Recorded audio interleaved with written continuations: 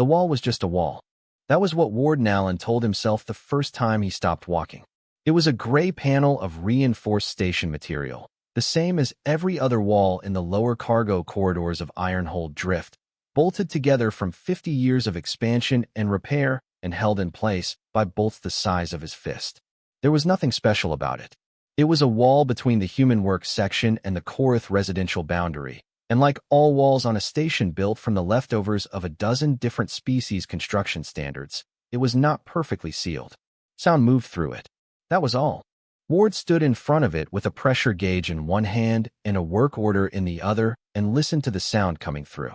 He had been on Ironhold Drift for 2 years.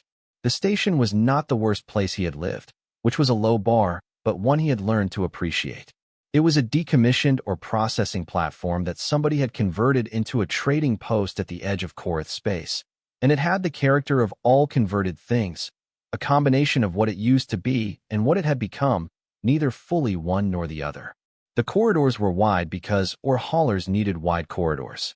The ceilings were high because processing equipment was tall. The lighting was industrial, and the noise was constant, and the smell was a combination of metal and recycled air and the particular scent of whatever the casted traders were cooking in their section, which Ward had never identified and had stopped trying to. He had a job here. Salvage equipment technician, a title that covered everything from pressure gauge checks to emergency hull patchwork to fixing the compressors that nobody else wanted to touch because they were old and unpredictable and required more patience than skill. Ward had patience. He had always had patience. It was the thing that had made him a good medic back when he had been a medic, and it was the thing that made him a decent equipment technician now that he was not. He pressed his palm flat against the wall and listened. The sound was not loud. That was the first thing he had noticed. It was not the kind of sound that demanded attention. It did not crash through the wall or shake the floor. It threaded through the gaps in the paneling like something thin and persistent, high-pitched in the way of young things, rhythmic in the way of distress. He had heard sounds like it before, in field stations and temporary medical posts, and once in a colony evacuation shelter that he did not think about if he could help it. Young creatures in pain made a specific kind of sound. It was not a sound a person forgot. He counted. For voices, he thought. Maybe more. Hard to tell through the wall. A Korath worker passed him in the corridor. Large, dark-scaled, moving with the efficient, unhurried gait of something that knew exactly where it was going and saw no reason to rush. Ward watched it pass. It did not slow down. It did not look at the wall. The sound did not appear to register on it at all, or if it did, it registered the way background noise registered, as part of the environment, unremarkable, expected. Ward looked back at the wall. He stood there for another 10 minutes. Then he picked up his pressure gauge and walked to the next checkpoint on his work order, because that was what a person did when they had a job to finish. He came back 2 hours later. He could not have explained the exact reason. The work order had taken him in a loop through the lower corridors, and the loop brought him back past the same wall. And when he reached it, his feet slowed down without his brain making a specific decision about it. He stood in front of the wall again. The sound was still there. He had been half hoping it would not be. Den found him there. Den was Ward's bunkmate and co-worker and the person on the station he trusted most, which was a combination of proximity and the fact that Den was genuinely easy to be around. Heavy-set, good-natured, with a permanently practical view of the world that Ward found grounding even when it frustrated him. Den listened for a moment. "Young Korath," he said. "Nestlings. They do that." "Do what?" "Cry." Den said it in the same tone he used to describe pressure variance in old pipe systems. A known phenomenon, well documented, not interesting. It's their thing. The Vorath method. They let the young ones work through it. Build something in them, supposedly. Ward looked at the wall. "How long do they do it for?" Den shrugged. "As long as it takes, I think." "Don't touch it, Ward. It's their cultural practice. Burith will have you off the station in a day if you stick your nose into Korath child rearing." Ward knew Den was right. Overseer Burith was the Korath administrator of Ironhold Drift, and he managed the station with the kind of calm authority that never needed to raise its voice because it never had reason to doubt itself. The human workers had a permitted zone and a permitted set of activities, and anything outside those boundaries required a level of justification that Ward had never seen anyone successfully provide. He went back to work. He finished his shift. He ate dinner with Din and listened to Din talk about a compressor unit in the upper tier that was developing a rattle, and he contributed to the conversation at the right intervals, and none of it occupied more than the surface of his attention. That night, alone in the bunk room after Din fell asleep, Ward pulled up the compact database on his handheld unit and searched for Korath nestling development. He searched for Vorith. He searched for stress vocalization in developing reptilian species and cross-referenced it with 3 separate research archives until he found 2 studies that had what he was looking for. He read for 4 hours. The studies were dry and precise in the way that research papers were dry and precise, full of measurement data and controlled observations and careful conclusions worded to avoid overreach. But the data underneath the careful wording was not dry at all. Prolonged stress vocalization in very young reptilian creatures, particularly species with complex neurological development in the first months of life, caused measurable changes in brain tissue. Not catastrophic changes, not immediately visible ones, but cumulative, real, and in some cases permanent. The studies had been conducted on 3 different species. None of them were Korath, but the neurological structures they described were close enough to Korath anatomy that Ward, who had spent 4 years reading medical data on more species than he could comfortably count, felt the parallel settle into place with the specific weight of a thing that is true. He put down the handheld unit and looked at the ceiling. The bunk room was quiet. Din breathed steadily in the bunk below. The station hummed around them, all its mechanical lives running in the dark, pumps and ventilation, and the low constant vibration of a structure that never fully slept. Ward thought about what he had read. He thought about the 4 voices through the wall. He thought about the one among them that had sounded different from the others, thinner, less consistent, with gaps in it that had a quality he did not like. A young creature in distress made a specific sound, yes. But a young creature whose distress was becoming too heavy to sustain made a different sound. He knew that sound too. He wished he did not. In the morning he would go to Overseer Burith. He would be careful about how he phrased it. He would frame it as a medical observation rather than a cultural criticism, because it was a medical observation, and because framing it as a cultural criticism would guarantee that nobody heard a word he said. He did not know yet whether Burith would listen. He suspected not. But he would go anyway, because the alternative was to lie in this bunk with 4 voices in his memory and do nothing, and Ward Nallen had never been built for doing nothing when something needed doing. He closed his eyes. Through the wall of the station, somewhere in the Korath residential section, the nestlings cried in the dark. Ward heard them even in his sleep. Overseer Burith's office was the largest room in the administrative section of Ironhold Drift, which made sense because Burith was the largest individual on the station. He sat behind a desk that had been built to Korath proportions, wide and low and made of a dark material that absorbed light rather than reflecting it. And he looked at Ward Nallen the way a very large and very patient thing looked at something small that was about to say something it had already decided it did not want to hear. Ward said it anyway. He had prepared carefully. He did not lead with the cultural concern, because that was not his ground to stand on. He led with the medical data, the studies, the measurements, the neurological findings, the cross-reference to Korath anatomy that made the parallel reasonable rather than speculative. He spoke clearly and without rushing. He had learned, in 4 years of field medicine across a dozen species, that the way you said a thing mattered almost as much as the thing itself. He was not accusatory.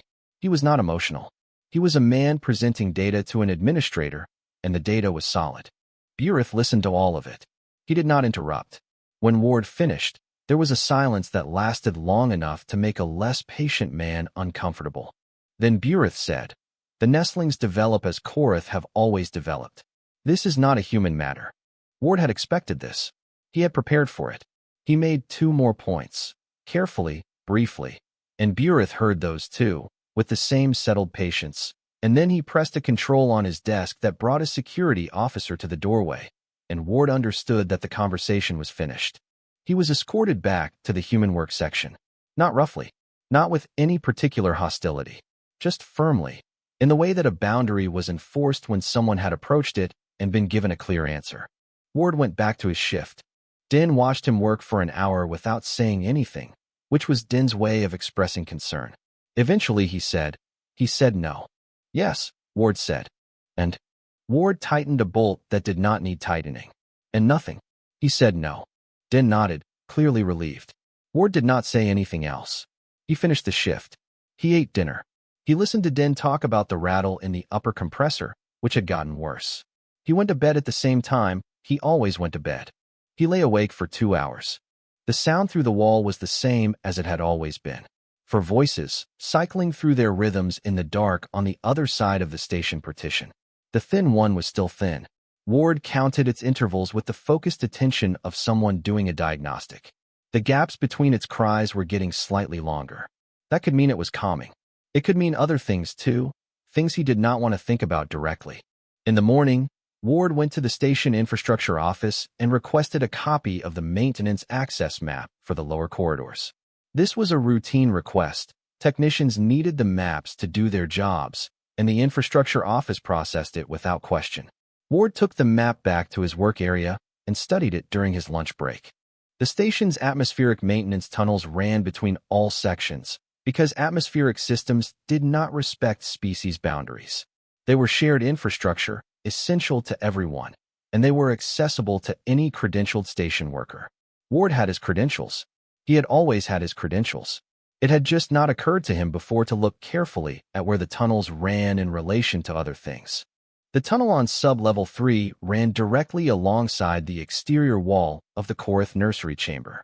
Ward could see it clearly on the map, the maintenance access route and the nursery chamber sharing a wall with nothing between them, but the station paneling and the ventilation grill that connected both spaces for atmospheric circulation purposes. The grill was sealed on the Korath side, not on his. Ward folded the map and put it in his jacket pocket and went back to work. He did not do anything else that day.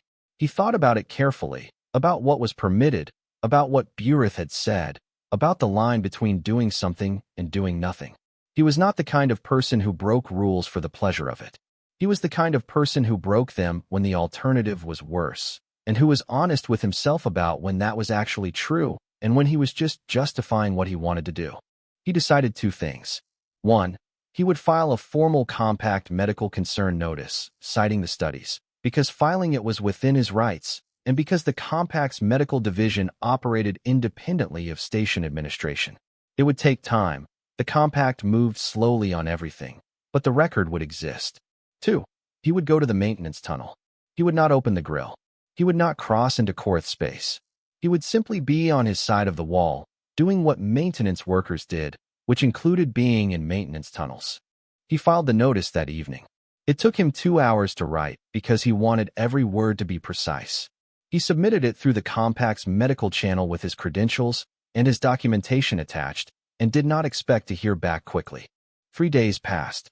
On each of those 3 days, during the window of time between the end of his shift and the dinner hour, Ward went to the sub-level 3 maintenance tunnel with a small work lamp and a set of tools and the legitimate purpose of checking atmospheric pressure readings, which genuinely did need to be checked in that section, which was one of the reasons he had not felt dishonest about going. He checked his readings. He wrote them down. And then he sat on the floor of the tunnel with his back against the wall beside the ventilation grill, and he talked. Not loudly. Not with any particular intention. He talked the way he had once talked to patients who were unconscious or sedated, or simply too young or too distressed to respond. A low, steady stream of words, calm in tone, without drama. He talked about the pressure readings he had just taken. He talked about the compressor rattle that Din could not stop mentioning. He talked about the view from the outer observation deck, which he had visited once and found unexpectedly good. He talked about nothing, in the way that nothing became something when it was offered consistently by a calm voice in a dark space. The sound through the grill did not stop. He had not expected it to. But on the second night, around the halfway point of his 2 hours, something changed in the quality of it. The thin voice, the one he listened for most carefully, shifted. The cries did not stop, but the rhythm of them changed slightly, became slightly less jagged, the way a person's breathing changed when they registered, at some level below conscious thought, that they were not completely alone. Ward noticed it. He kept talking. He did not make a large thing of it, even in his own mind. He simply noted it and kept going. On the 3rd night, he was halfway through a description of the structural differences between the old or processing sections and the newer expansion modules when he felt it. A small vibration in the wall at his back. Not mechanical, not the station's own hum. Something on the other side of the panel, pressing against it. Small, deliberate. Ward stopped talking. He pressed his hand flat against the wall. The vibration came again, directly against his palm. Small and warm, even through the metal. He held his hand there and breathed slowly and felt, for the first time in a long time, something in his chest that was not quite hope, but was close enough to it to be uncomfortable. He stayed until his lamp needed recharging. Then he gathered his tools and walked back through the tunnel toward the human section. He passed 2 other maintenance workers on the way and nodded to them, and they nodded back, because that was what people did in corridors, and nothing about his appearance suggested that anything of significance had just happened in a dark maintenance tunnel at sub-level 3. He had dinner with Den. He listened to the update on the compressor rattle. He went to bed. He set his alarm for the same time tomorrow. 15 nights is a long time to sit in a maintenance tunnel. Ward did not think of it that way. He thought of it as part of his routine, which was how he had always handled the things he intended to keep doing. He made them ordinary so that the part of his brain that invented reasons to stop could not get purchase on them. He checked his pressure readings. He sat with his back against the wall. He talked in a low, steady voice about whatever came to mind. And then he went to dinner and went to bed. Simple, repeatable, not heroic in any way that he recognized. The changes were small and slow, which was also how real changes tended to happen. The nestlings' cries did not stop. He had not expected them to stop, and he would not have wanted that. Young creatures needed to vocalize. What he had been listening for was a change in the quality, and the quality had changed. There were gaps now that had a different texture from exhaustion. In the first week, the gaps had been the gaps of creatures that had tired themselves out and needed to recover before crying again. By the second week, some of the gaps had become something else, a listening quality, an alertness, the specific silence of something that was waiting to hear whether the sound it had noticed would come back. It always came back. Ward made sure of that. The thin voice concerned him less now than it had in the first days. It was still the quietest of the 4, but it was more consistent, and it had stopped doing the thing he had been most worried about, the long, flat silences that followed total exhaustion. The thin one was eating regularly again, according to the automated system readouts that cycled through the shared maintenance display at the junction point. Ward checked those readouts every morning. He had not told Den he was doing this. Den had a limited capacity for news that would make him worried, and Ward was managing the situation, so there was nothing useful Den could do with the information. On the 15th night, Ward was in the middle of describing the view from the outer observation deck. He had been back twice now, specifically because he had run out of things to talk about, and the view was genuinely worth more than one description, when he heard the scratching. It was not the wall vibration he had felt before, though that had continued most nights, the small warm pressure against the panel from the other side. This was different, a physical scraping sound, something with structure and intention to it, coming from the direction of the ventilation grill rather than the flat wall. Ward turned his lamp toward the grill.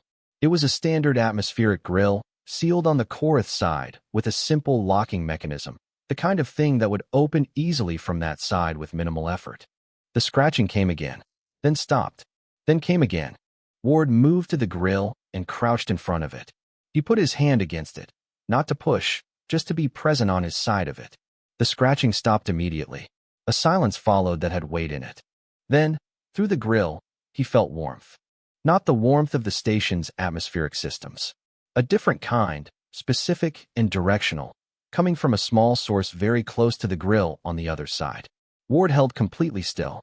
His breathing slowed without him deciding to slow it. In the field, in the worst situations, he had learned to make himself very quiet inside.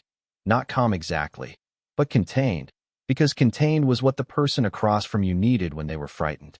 Something on the other side of the grill pushed against it. Small, deliberate, warm. Ward pressed his fingers against the grill from his side. The pressure came back immediately, matching his. He stayed there for a very long time. He did not talk. He did not move. He just kept his fingers against the grill and breathed slowly and let the small warm pressure on the other side do whatever it needed to do. Eventually, it withdrew. Eventually, he withdrew. He sat back against the wall and looked at the ceiling of the maintenance tunnel for a while without thinking about anything in particular. Then he picked up his tools and walked back through the tunnel. He did not sleep well that night. Not because anything was wrong, because something had happened that was too full to sit quietly in him, and his body did not know what to do with it. He lay on his bunk and stared at the ceiling and felt the shape of the warm pressure against his fingers for a long time after. In the morning, Overseer Burith called him to the administrative office. Ward had been expecting this, in the way that he expected most things he could see coming. Not with fear, but with a kind of patient readiness, the way you faced a weather system you knew was coming and had done what you could to prepare for. He went to the office and stood in front of the large dark desk and waited. Burith did not speak immediately. He turned his display toward Ward. On it was a graph, the nursery chamber's monitoring log, stress vocalization data plotted across 15 days.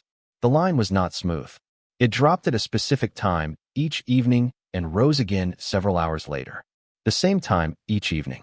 For 15 days. Burith looked at the graph, then at Ward, then at the graph again. "You have been in the sub-level 3 maintenance tunnel," Burith said. It was not a question. "Yes," Ward said. "Pressure checks. It's on my work rotation. Every evening. For 15 days. The section has been showing variance," Ward said. This was true. He had the readings to prove it, because he had actually been doing the readings. Burith was quiet. The silence went on long enough that Ward had to consciously resist the urge to fill it. Burith was not a creature that used silence as a weapon. He used it as a space to think in, which Ward respected even now. The small one, Burith said finally, was failing. Before the variance in the monitoring data began. Ward said nothing. "It is eating now," Burith said. He paused. "This is noted." He turned the display back toward himself. He did not say anything else. After a moment, Ward understood that he was being dismissed, not expelled, not warned, simply released. He walked out of the administrative office and back down the corridor toward the maintenance section. 3 days later, Vor returned. Ward knew about Vor the way he knew about most things on the station, through the shared information feeds that tracked vessel arrivals and departures. Vor was the registered guardian of the 4 nestlings, a Korath male who had been on a trading run when Ward first heard them through the wall. His vessel docked on a Tuesday afternoon, and by Tuesday evening the station comm system carried a message for Ward Nallen, sender listed as VORR, no other content. Ward read the message. Then he went to the Korath residential boundary. Vor was waiting on the other side. Ward had seen Korath adults before. The station had several permanent Korath residents and more passing through every month, but he had not been this close to one in a space this contained, and the scale of it was something that his brain recalibrated for slowly. Vor was enormous in the way that all Korath adults were enormous, dark-scaled, with eyes that caught the amber light of the corridor and held it in a way that made them look lit from the inside. Vor looked at Ward for a very long time. Ward stood at the boundary line and looked back and kept his breathing even. Then Vor took one step back from the door. A deliberate step, measured and clear. And the door to the residential section opened. Ward looked at the open door. He looked at Vor. He understood, with complete clarity, what was being offered and what it meant. Not just an open door, but an acknowledgment. Not just an acknowledgment, but a choice that Vor had made on his own, without administrative order, without treaty, without anything except a data log and whatever Burith had said to him in the 3 days since Ward had stood in that office. He stepped across the boundary. The residential corridor was warmer than the human section, lit in amber rather than the cool white of the work areas. It smelled of warm stone and something Ward could not name, but that settled into him as not unpleasant. Vor walked ahead of him without looking back, which Ward understood as an invitation to follow rather than an absence of attention. They walked toward the nursery chamber. Ward heard them before the door opened. 4 voices, familiar now, recognizable to him in their individual qualities the way voices became recognizable when you had listened to them long enough. He knew the big one's rhythm and the restless one's patterns and the quiet one's long intervals and the thin one's particular sound, softer now than it had been and steadier. The door opened. Ward crouched down in the doorway, making himself small, and waited to see what happened next. Nobody had told Ward what the inside of a Korath nursery chamber looked like. There was no documentation in the compact database, no traveler accounts, no research records. The Korath did not allow non-Korath into their living spaces, and so nobody had written about it, and Ward was therefore the first person he knew of to stand in one and simply look. It was warm. That was the first thing. Not the mechanical warmth of a station climate system set to a comfortable temperature, but a deep, even warmth that came from the walls themselves. Smooth volcanic stone, he realized, imported at significant expense, installed in panels along all four walls of the chamber. The stone held heat and released it slowly and steadily, the way a well-built hearth did, and the effect was a warmth that felt less like temperature and more like presence. Amber light came from low fixtures along the base of each wall, pointing upward rather than down, filling the room with a glow that had no sharp shadows. It was not a large room by Korath standards, but it was a considered room. Someone had thought carefully about what four young nestlings needed, and had provided it, as well as a converted or processing station allowed. The nestlings were awake. All four of them. Three were at the far end of the chamber, clustered near the warm wall, their dark scales catching the amber light in a way that made them look like something between animal and geology, alive and ancient at the same time. They were bigger than he had imagined from the sounds alone, each one roughly the size of a large dog, but shaped differently from anything terrestrial, with the compact muscularity of creatures that would one day be the size of buildings and were currently in the phase of figuring out what their limbs were for. Wings not yet fully formed, folded against their sides in the way of things not yet ready to open. They watched him. He watched them. Nobody moved. The fourth was not with the others. Ward found it after a moment. Over to the right, positioned near the section of wall that adjoined the maintenance tunnel, near where the grill was. The thin one. He recognized it not by sight. They were all dark-scaled, all similar in basic form at this age, but by something less definable, a quality of presence that he had been listening to through a wall for 15 nights. It was smaller than the other three, and it stood with a particular stillness that he had learned to read as watchfulness rather than weakness. It was watching him with more attention than the others were. Ward stayed in the doorway. He did not approach. He did not make a sound. He simply crouched down and made himself as small as a human male of reasonable size could make himself, and he waited. Behind him, Ver stood in the corridor. Ward could feel the warmth of him. Korath adults ran hotter than most species, something about their internal chemistry, but Ver did not enter the chamber. He stood at the threshold and watched, in the same way Ward imagined he had been watching the monitoring data for the last 3 days, with the patient attention of someone who had decided to let something unfold rather than direct it. The thin one came first. It moved in the way young things moved when they were cautious, slow, with frequent stops. Each stop a check to confirm that the situation was still acceptable before the next step.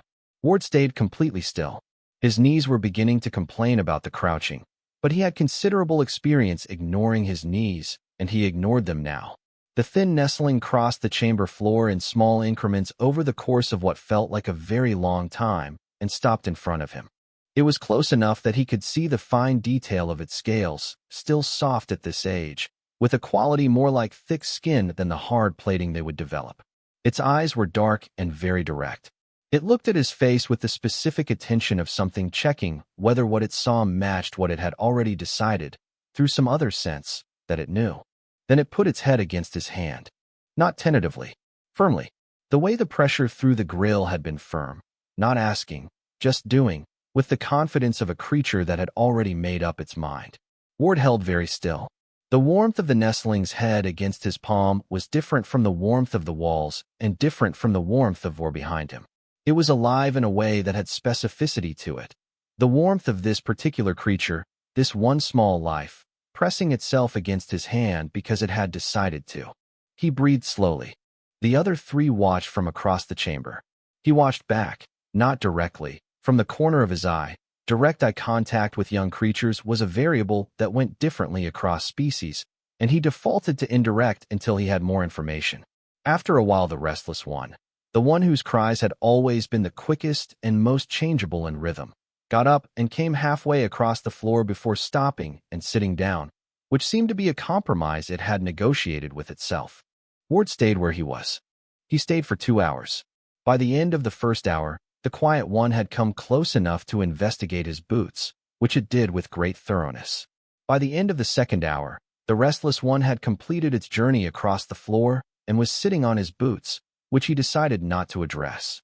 The big one maintained its position at the far wall with an air of dignity that suggested it had opinions, but was not ready to commit to them.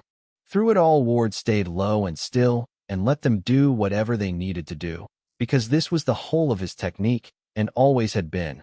Not action, but presence. Not direction, but availability. The willingness to be in a space and not need anything from it. His trained eye worked quietly while the rest of him stayed calm. He noted the wing development of each nestling, the weight distribution when they walked, the way they held their bodies. Most of it was what he expected at this stage of development. But the thin one's left wing had a small asymmetry that he clocked on its first approach and tracked through the rest of his visit. When the nestling moved, when it shifted its weight or turned, the left wing did not fold back with quite the same angle as the right. Not dramatically, nothing that would show up in a casual observation. But he was not making a casual observation. When he stood to leave, the thin one made a sound. Short and sharp, directed at him. Nothing like the sounds he had been hearing through the wall for 15 nights. A different kind of sound. He did not know what it meant in Korath, but he understood in the way that meaning sometimes came through even across species. A sound that was not a question and not a demand, but something in between. The sound of something that had decided you were relevant and was noting that you were leaving. He heard Vor shift in the corridor behind him. Again, Vor said. One translated word. Low and certain. Ward looked at the thin one, then at the doorway where Vor waited. Tomorrow, he said. Vor stepped back from the threshold. The same gesture as before, the clear, deliberate step that meant yes in a way that needed no translation. Ward came back the next day, and the day after. He came back every day for 2 weeks, and on each visit the nestlings showed him more of themselves, in the incremental way that trust built, not in moments of sudden confidence, but in the slow accumulation of nothing bad happening, which was the foundation of every trust he had ever been part of building. On the 8th visit, after the restless one had settled, and the quiet one had fallen asleep against his leg, and the thin one was doing the thing it did now, where it pressed its head against his palm and stayed there, Ward spoke quietly to Vor. He described what he had noticed about the wing. Not with alarm. Alarm was the wrong tool for this conversation. He described it the way he described equipment variants on a work report. What he observed, what it meant, what the likely progression was without intervention, and what the likely progression was with a simple corrective process that he had used before on similar issues in other species and was confident could be adapted. He was careful to make clear what he knew for certain and what he was extrapolating, because honesty about the edges of his knowledge was the one thing he never compromised on. Vor listened to all of it without interrupting. Then he was silent for 3 days. On the 3rd day, he appeared at the entrance to Ward's work section, a significant thing, a Korath adult in the human work area, which had never happened in Ward's time on the station. Several of Ward's co-workers stopped what they were doing. Din's expression cycled through several stages of alarm before settling on cautious blankness. Vor stood in the entrance. He looked at Ward across the work floor. He said 2 words. Show me. Ward put down his tools. He crossed the work floor, past Din's cautious blankness and the staring faces of 3 other technicians, and walked out with Vor toward the Korath residential section. Behind him, he heard Din breathe out slowly, then heard him say, to no one in particular, in the tone of a man who had given up being surprised, of course he did. Ward did not look back. He had work to do. Word among the Korath did not travel the way Ward might have expected. It did not travel through official channels or diplomatic networks or any of the formal systems that most species use to pass important information between their members. It traveled through trade, through the long hours of docking conversations and cargo negotiations, and the informal exchanges that happened at the edges of every transaction, where the real business of a community, who was doing what was working, what had changed, moved from person to person in the way it had always moved, which was quietly and thoroughly and faster than anyone who was not part of the network would have guessed.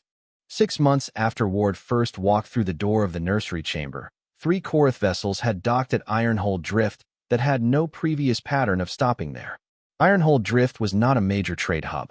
It was an edge of territory post with limited facilities, useful mainly to those whose routes took them past it. Korath vessels that had no particular business here did not generally stop. These 3 had found business. Their cargo manifests were legitimate. Their trading permits were in order. But Ward had been on the station long enough to know which arrivals were traffic and which were intention, and these 3 were intention. He noticed them the way he noticed most things, quietly, without drawing attention to his noticing. The thin one's wing had responded well to the corrective process. Vor performed the exercises twice daily with a precision that Ward respected.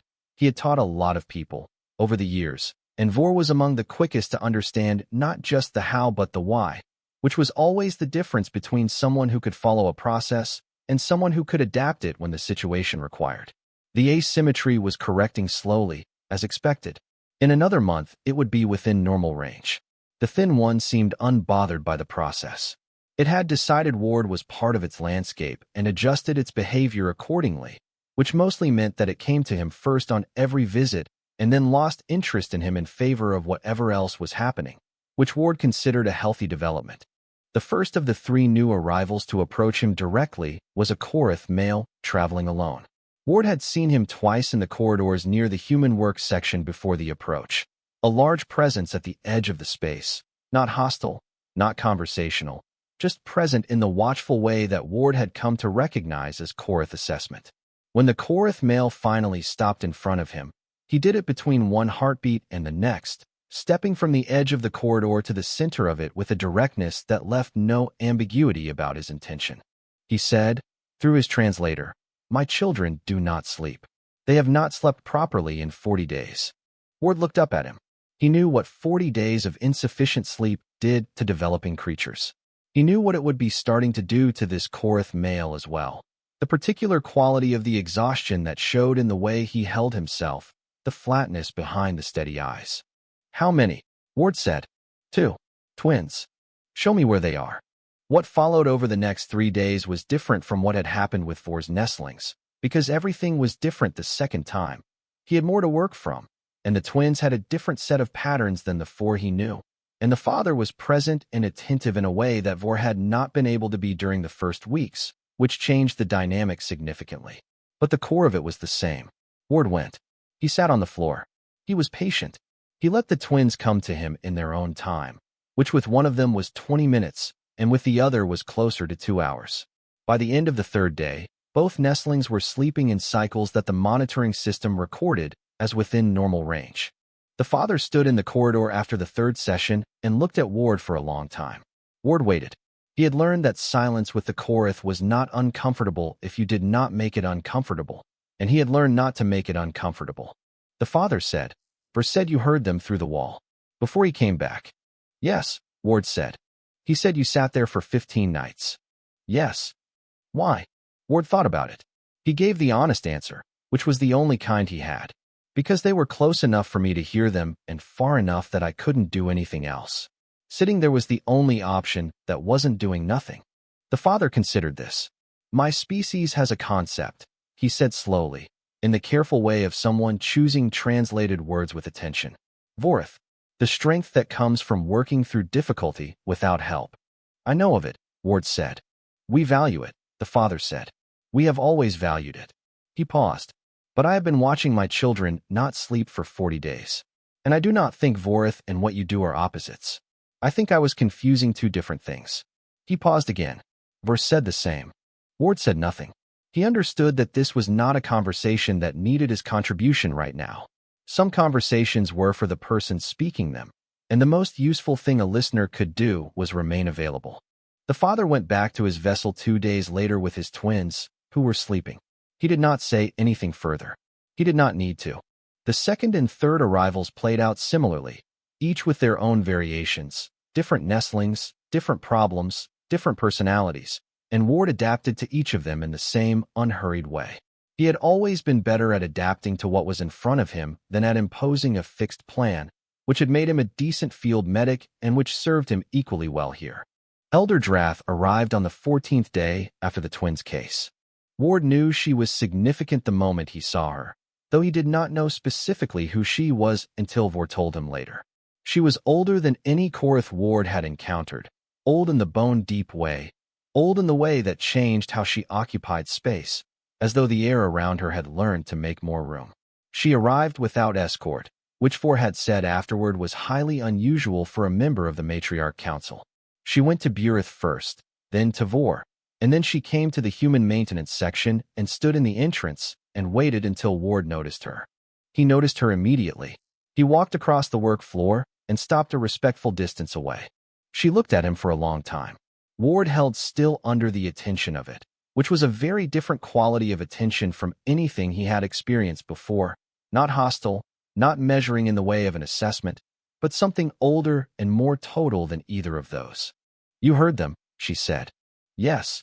Others walked past. "I know. Why did you stop?" He had been asked this question twice now. He had given the honest answer both times, and he gave it again. "Because something young was hurting, and I was close enough to do something about it. I don't have a better reason than that." She was quiet for a long time.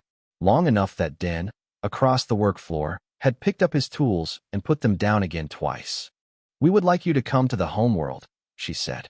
Ward blinked. He was not a man who blinked often in surprise. "The Korath homeworld?" "Yes." "Why?" "Because," she said, with the particular patience of someone delivering a simple truth to a person who had not yet understood it. "There are more of them there." Ward stood in the doorway of his work section on a converted or processing station at the edge of Korath space and thought about what she had said. He thought about the maintenance tunnel at sub-level 3.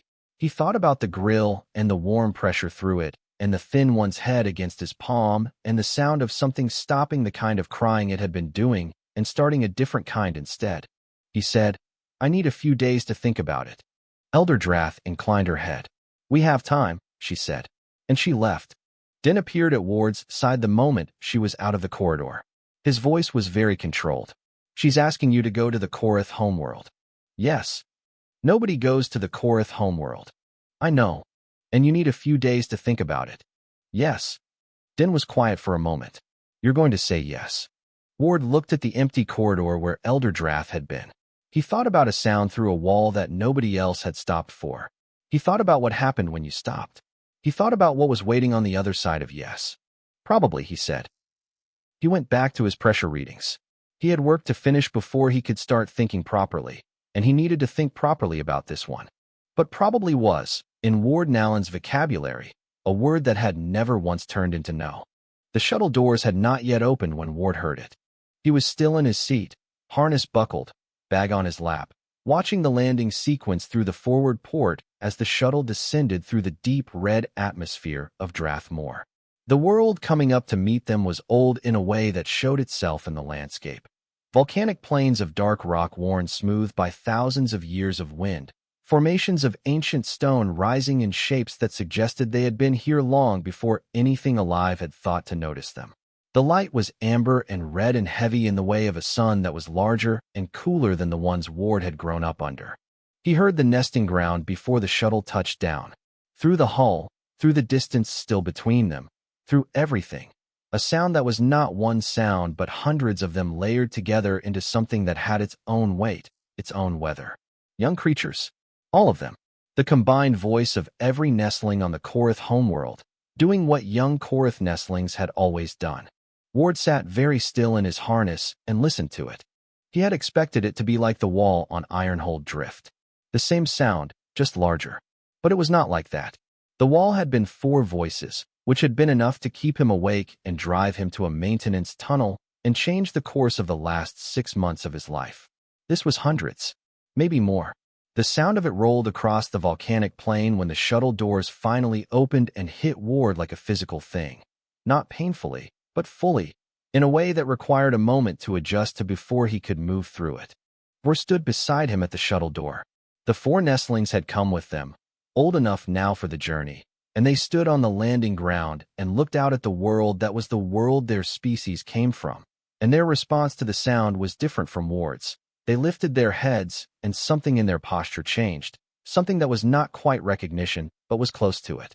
The response of creatures who had not known they were incomplete until they stood in the place that completed them.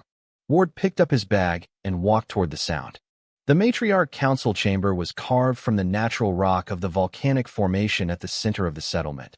Not built in the way that most species built things, with materials brought and assembled, but shaped from what was already there. The rock cut and smoothed over centuries into a space that fit the Korath the way a hand fit a tool worn by long use. The stone floors were worn smooth by thousands of years of clawed feet. The walls held the warmth of the planet's own heat. 9 chairs cut from the same rock faced an open space in the center, and in each chair sat an elder Korth of such age that Ward had to adjust how he understood the word ancient. Elder Drath was among them, and she was not the oldest in the room. That fact took a moment to settle. The eldest spoke first. Her voice through the translation system was slow and clear and had a quality of absolute patience in it, the patience of a creature that had outlived enough urgency to understand that very little actually required it. "You are the human who heard the nestlings on Ironhold Drift," she said. "Yes," Ward said. "You are not a diplomat, not a scientist. You carry no title." "No. What are you?" Ward had turned this question over many times in the days since Elder Drath had left Ironhold Drift. He had tried several answers in his head and discarded all of them except the true one. "A medic," he said. "Technically former. But the knowledge doesn't go away when the license does." The eldest looked at him for a long time. "We have debated your presence here for 3 weeks," she said. "The debate was not about your trustworthiness. Vor's account and the monitoring records were sufficient for that. The debate was about what it means that one of your kind heard what our own kind walks past." Ward said nothing. He waited. "We have not resolved that debate," she said. "We thought you should know that." "That seems honest," Ward said. "Go to the nesting ground," she said. "Do what you do. We will watch." He went. The great nesting ground was a vast open space within the volcanic formation, roofed by a natural arch of ancient rock, open at both ends to the warm air of the planet. The amber light fell through the arch in long shafts that moved as the day moved, and the nestlings lived in the warmth of it in groups sorted loosely by age, attended by the automated systems that provided food and temperature regulation and the minimum care that the Vorth tradition defined as sufficient. Ward walked into it slowly. He did not try to work quickly. He was one person in a space built for hundreds, and trying to do everything would guarantee he did nothing well. He moved through the nesting ground the way he moved through every difficult situation, with attention to what was directly in front of him, allowing the next step to become visible before he looked for the one after that. He sat with the groups he came to, staying low, staying quiet, letting the nestlings decide what they wanted to do about him. Most were curious. Some were cautious. A few were bold in the way young things were bold when they had not yet learned that caution was an option. He identified 3 situations that concerned him enough to act on. A pair of wing development issues, different from the thin one's asymmetry, but in a related family of problems, and one nestling with a respiratory pattern that he did not like, a small irregularity in the timing of its breathing that was subtle enough to miss on a casual check, but that his 4 years of reading medical data told him would not resolve on its own. He brought each one to the attention of the Korth caretakers on site, explaining clearly and carefully, without either minimizing or overstating. The caretakers listened. They asked questions. He answered them. By the end of the 2nd day, a process was being applied to the wing cases that the caretakers were performing themselves. By the end of the 3rd day, the respiratory nestling had been examined by a Korth medic who confirmed Ward's concern and began treatment. He kept going. He taught, not in the formal way of instruction, but in the way he had always taught, by doing the thing while someone watched, and then watching while someone else did the thing, and answering questions as they came. The technique was not complicated. Presence, consistency, a calm voice, the specific quality of contact that communicated safety without demanding response. He had developed it over months on Ironhold Drift without ever deciding to develop it, and he found now that he could pass it on more easily than he expected, because it was not really a skill in the technical sense. It was an attention. And attention was something that could be taught if the learner was willing. The Korth caretakers were willing. He had not expected otherwise. They were not people who did not care about the nestlings. They were people who had been caring about them in the only way their culture had ever shown them, and who were now being shown another way, not in opposition to the first but alongside it. The Vorth tradition did not disappear. What changed was the understanding of what it was and was not, and that it did not require the complete absence of presence to achieve its purpose. The sound of the nesting ground changed over 6 weeks. Ward noticed it in the same way he had noticed the changes through the wall on Ironhold Drift, not all at once, not dramatically, but in the gradual accumulation of small differences. The crying did not stop. It was not supposed to stop, but the quality of it shifted away from the frequency and pitch of prolonged distress toward the more varied and less continuous sounds of young creatures who were sometimes unhappy and sometimes not, in the way that was normal rather than the way that was not. On the last evening of his 6th week, he was brought back to the matriarch council chamber. The eldest looked at him across the open stone floor. "The debate we could not resolve 3 weeks ago," she said, "has been resolved." Ward waited. "The question was what it means that one of your kind heard what ours walks past," she said. "The answer is, your kind hears differently. Not better, not worse. Differently. And what is heard differently can be learned." She looked at the 8 elders beside her.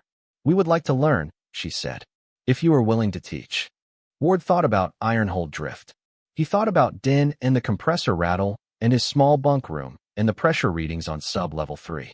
He thought about the thin one, whose wing was now straight, who ran at him when he arrived each visit and then ignored him completely in favor of its siblings, which was exactly correct behavior. He thought about a wall and a sound and a decision he had not made so much as simply been unable not to make. "Yes," he said, "I'm willing." The council chamber was quiet. Then, one by one, beginning with the eldest and moving along the row, the 9 members of the matriarch council lowered their heads. Not deeply, not in the elaborate way of ceremony. A small, precise inclination. The gesture of equals acknowledging each other, which was different from every other kind of bow Ward had ever seen. Different in a way he understood completely without needing it explained. He inclined his head back. The same degree. No more, no less. Afterward, walking back through the ancient stone corridors toward the landing ground, Vor walked beside him. The 4 nestlings ran ahead at the speed of young things that had decided the corridor was a racing track, too loud, too fast, entirely themselves. "You will come back," Vor said. It was not a question. "Yes," Ward said. "I'll come back." That night he wrote to Den. He kept it short, because long messages were not his style. He wrote, "Staying longer than expected. Found more broken things. You know how it is." Den read it on Ironhold Drift and laughed for a long time alone in the bunk room. Then he wrote back, "I always know how it is with you. Come home when you're done." Ward read it on a volcanic world older than human civilization, with the sound of the nesting ground still in his ears, different from the first time he had heard it, fuller, less sharp, the sound of something that was still young and therefore still loud, but no longer in the specific pitch of creatures who had nothing to hear back. He wrote, "Working on it." Then he closed the message and looked out through the small window of the room they had given him, at the deep amber light of an alien sunset over ancient stone, and listened. The nesting ground was still going. It would go all night. That was fine. That was what young things did. But somewhere in the middle of all that sound, if you knew how to listen, and Ward Nallen had always known how to listen, there were gaps that had not been there before. Small ones. Brief. The sound of something that had stopped, for just a moment, because it had heard something back. Ward sat in his chair and listened to those gaps for a long time. Then he went asleep. There was work in the morning. There was always work in the morning.